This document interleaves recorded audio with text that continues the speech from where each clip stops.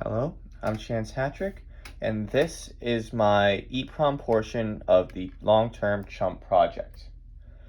This portion of the CHUMP project is based on the EEPROM, primarily the program and the control EEPROM. This is so I'm allowed to store the programs that will be used and executed by the computer. These EEPROMs, or electrically erasable, programmable, read-only memory, are chips capable of storing data in bits at specific addresses. These EEPROMs each can store 16,000 bits, which have been separated into 2,000 8-bit blocks for this project. By altering the 12-pin address input, you can access the data stored at that address.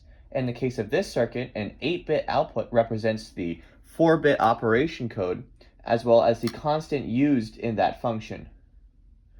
Each of these groups is separated by a separate EEPROM, which takes either the 4 most significant bits to be represented here, or the 4 least significant bits to be represented here. Each of these EEPROMs have been separately programmed to output the value given by the address. So, for example, if I were to stop this program here, you can see that the least significant 4 bits represent a 6, which is represented here as the constant.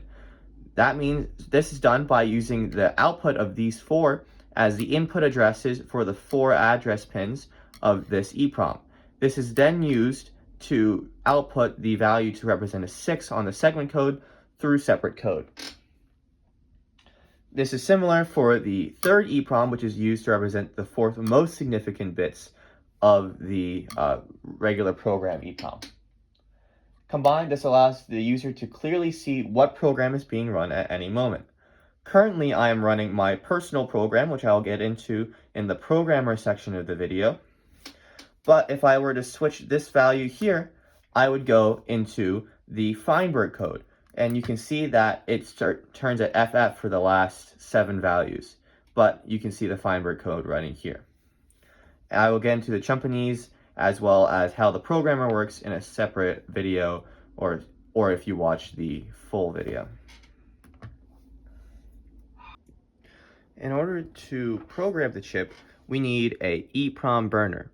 The EEPROM burner utilizes an Arduino Nano along with 2 595 shift registers in order to input a value into a specific address and then read it back to confirm that the value has been added. And so how this works is the code directly inputs the address that it needs to edit, and then utilizes shift registers to input the values into the I/O pins. In order to edit the EEPROM, the output enable must be set to high, which disables it, and the write enable needs to briefly be set to low in order to allow for the EEPROM to be erased and reprogrammed. By using this, you are able to edit any of the 8-bit values that you want.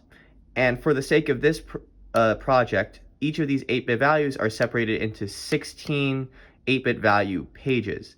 And the way that you alternate between the pages is by changing the value of A4, which is the 5th address pin. By doing that, you can have 2 pages of 16-line code. And so by using this, you're able to program, reprogram, and erase values in the EEPROM.